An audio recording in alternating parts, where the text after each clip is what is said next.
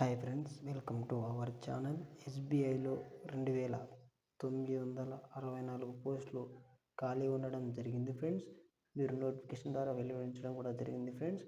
ఎస్బీఐలో ఎవరైనా జాబ్ పొందాలనుకున్న వారికి ఇది ఒక గొప్ప అవకాశంగా నేను భావిస్తున్నాను ఫ్రెండ్స్.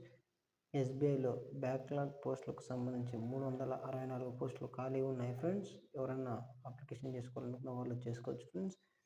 మొత్తం విధంగా 2964 పోస్టులు ఖాళీ ఉండడం కూడా జరిగింది ఫ్రెండ్స్.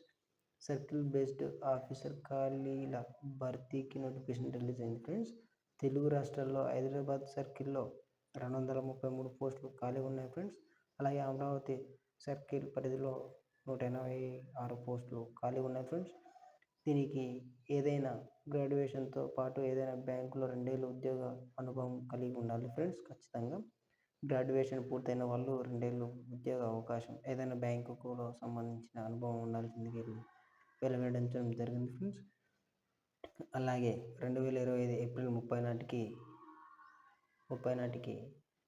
21 సంవత్సరం నుంచి 35 సంవత్సరాల మధ్యలో కలిగి ఉండాలని ఏజ్ లిమిట్లు చెప్పడం జరిగింది ఫ్రెండ్స్.